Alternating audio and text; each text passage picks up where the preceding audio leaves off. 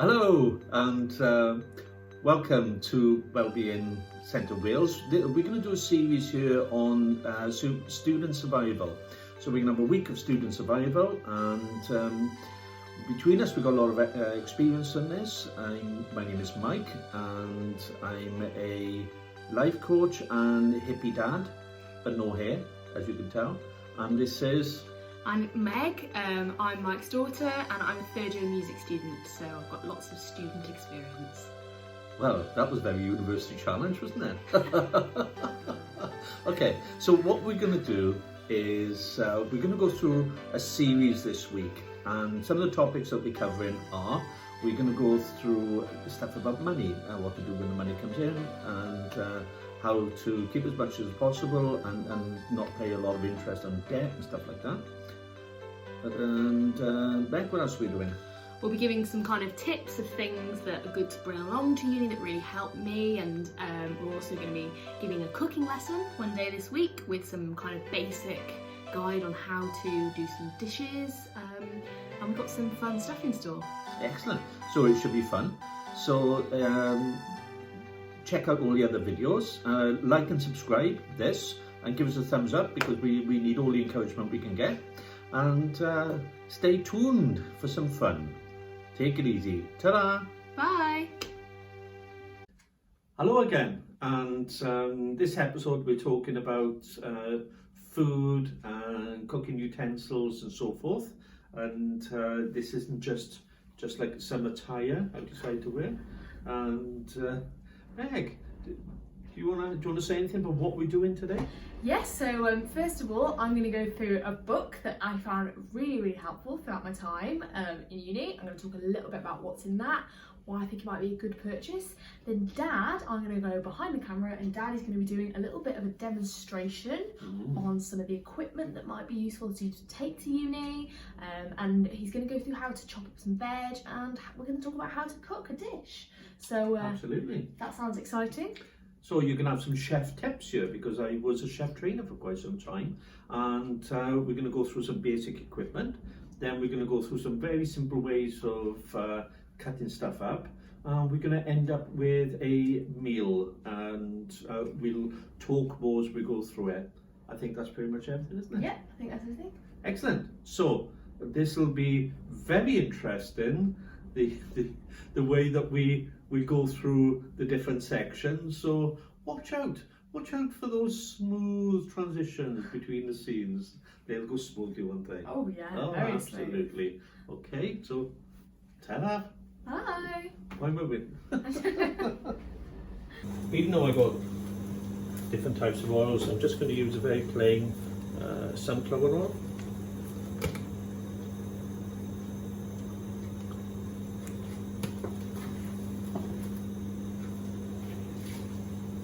Just waiting for that to warm up a bit. So here's my instant garlic stuff.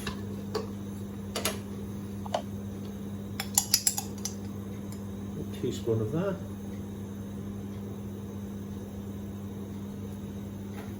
Very exciting.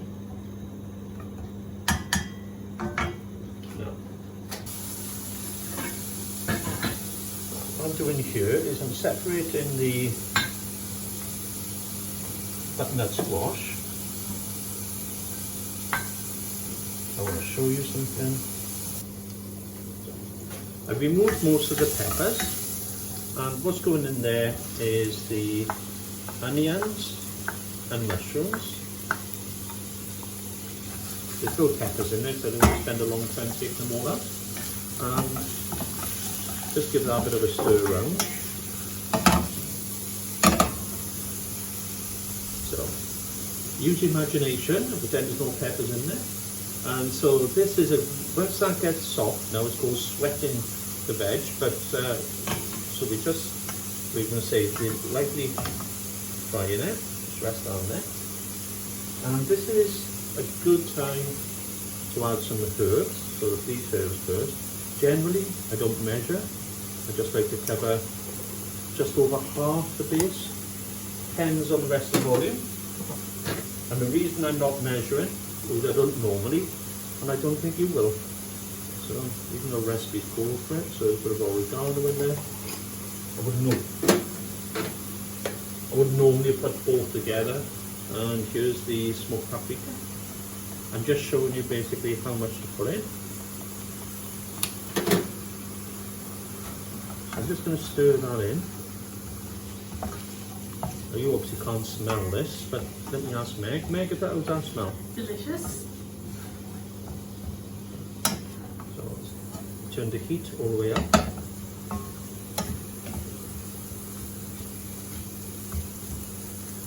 I'm just going to wait.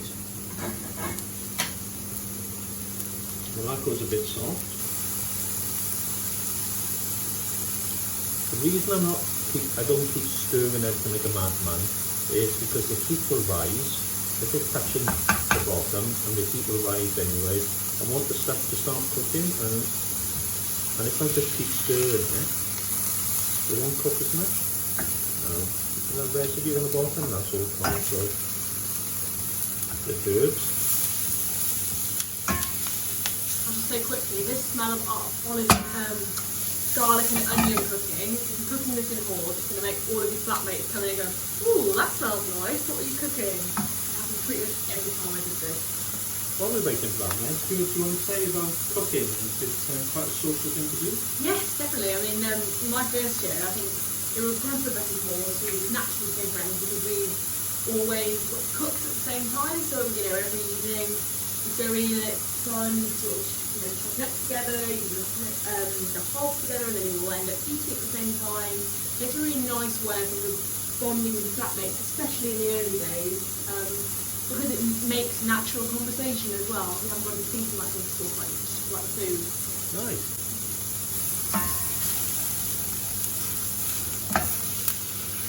That's starting to catch the bottom, which is fine.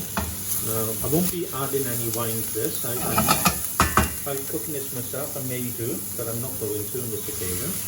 So here we have the peppers and the butternut squash. And the idea here is I want to coat everything in the herbs. And this is the advantage of having a wide pan. So this is enough for about, let's have a look at that so far. I would say maybe, by the time I finish, maybe 4 portions in there. And 2 large portions, 3 comfortable portions. Well, if you're absolutely starving, about a month, eat 1 portion.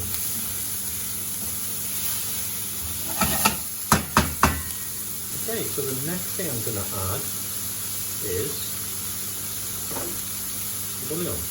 Now, you could make this up in a cup with boiling water, or you could cheat. And I'm a fan of cheating, so I'm just going to do this. Oh, I might as well finish it. There we go. That's going to recycle it. Stir that around. Meg, can you pass me the kettle, please? I've already boiled the kettle. I'm just going to have a stir. So I've already boiled the kettle, and what I'm doing is just adding a little bit of water. And as I stir that round now, that residue that we saw on the bottom of the pan, I want to make sure that's in the sauce. There we go, you can see that there? And the reason for that is that's where there's a lot of flavour, and if you're using wine or brandy for this, a chef will call it deglass in the pan, but just call it getting the good stuff up. So, as you can see, they're not even covered over there. So the next thing is a tin of tomatoes.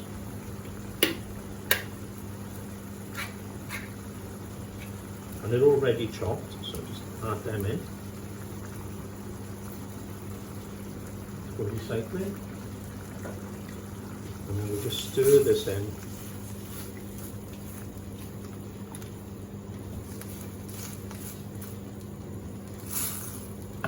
stirring gently. I'm not stirring like a madman because I don't want it to go all over the place.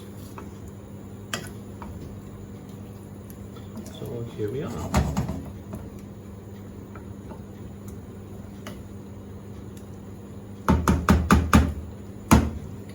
And this is one of the advantages of having a lid. You'll notice that I've not yet put in any salt or pepper. I'm actually going to do that at the end, because that's at the end of the cook, before you serve it. That's when you can really tell if it needs any seasoning or not. And I'm just going to turn, just so you can see what I'm doing, I'm just turning that gas down to low. I'm going to put a lid on there, and I'm going to set the timer for about 20 minutes or so, and that would look incredibly boring just looking at that lid. So I'm going to stop it now and come back to it later. Ta-da! Let's just see what's going on. So turn that off now. See it's all bubbling away. As I stir that, can you see that? Now just move that gently. See it's catching on the bottom. If you move your spoon, all that will come off. Now I obviously didn't stir it enough in between, so I haven't done anything off camera towards this. And what we're going to do now is give it a little stir. Just want to make sure I get all the, that's probably some of the herbs stuck there, maybe a bit of the bouillon. Water would have mixed it all in, we give it a good stir. And so there we are. Can you see the pan is clean there now? So do that. Do in the middle. See the pan is clean, it's not burnt, it's not stuck. So, a little shake. Right, so what we do now, I already know that that needs salt and pepper because I've simply not added any.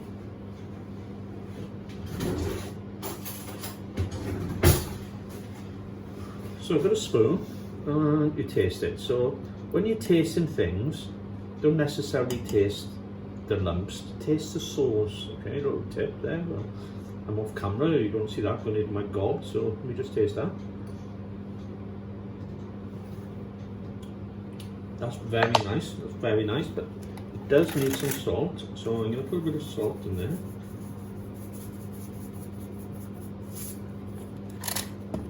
And put a bit of black pepper.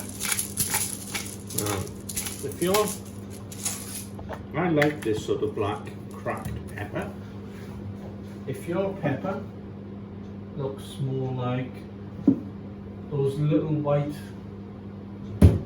plastic things that you get in cafes and so on, that's absolutely fine.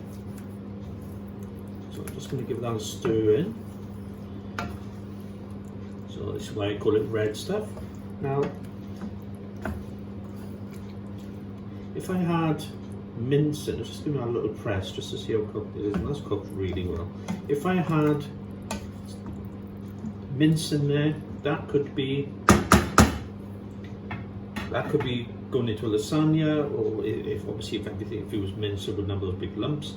And so it could be, I could have some chili or some chili paste or whatever, and some chili powder. That throw some beans in. That would be a chili. Or I could leave it like this and have it with rice or pasta.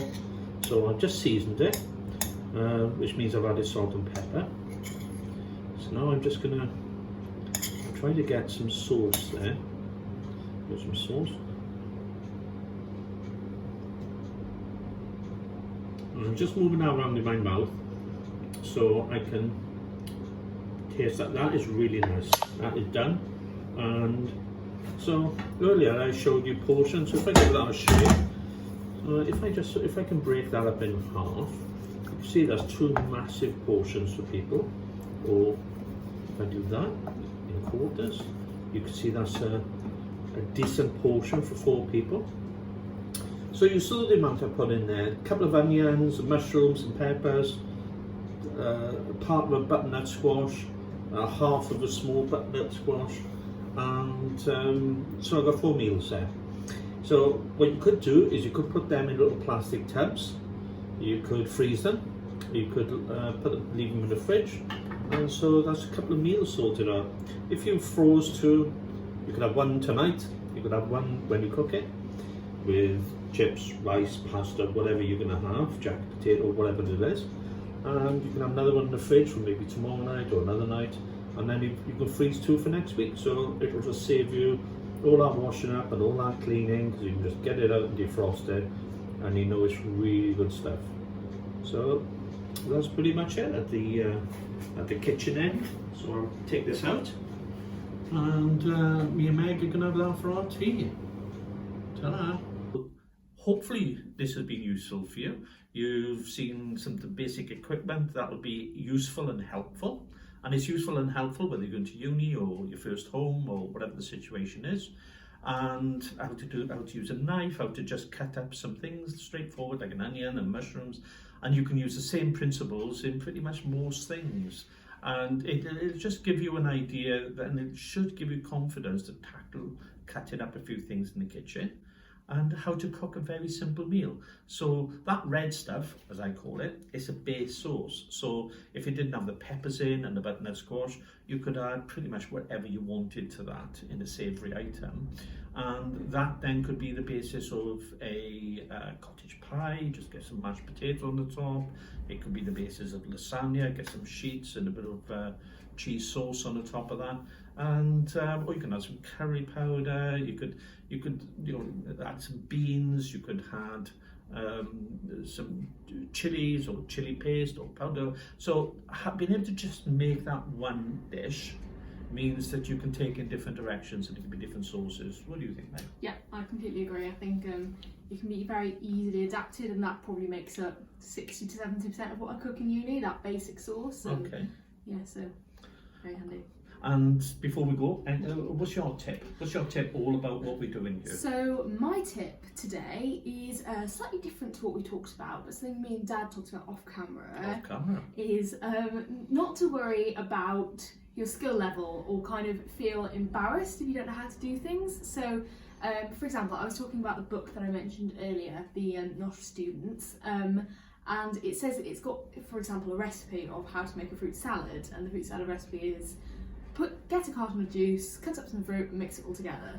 And it made me chuckle, but then there's a lot of good things that, for example, before I went to uni, I'd never cooked scrambled eggs. It might seem really basic, you might be like, oh my God, Meg, how have you ever cooked that? Because we just rarely had it. And then, so you have to learn things like that. And don't worry if you don't know how to do things, you know, you'll learn, and just kind of be happy to learn new things, even if it seems really, really basic or not at all, because that's what it's being all about, you know, you're living on your own for the first time. So yes, that's my tip.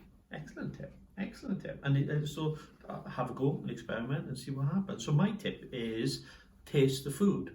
So while it's in the pan, get a little teaspoon or fork, whatever you want.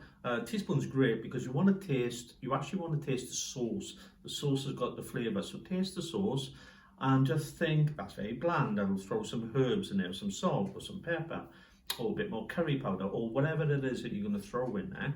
Give it a good stir, let it just sit for a moment, taste it again.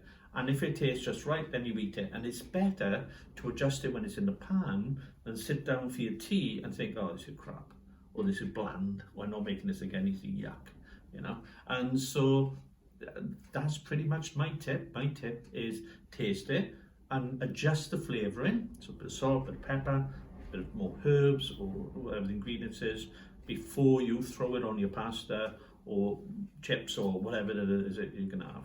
This has helped you, and whatever happens, enjoy life, have fun, take risks, and do the right thing, whatever that is. So take it easy.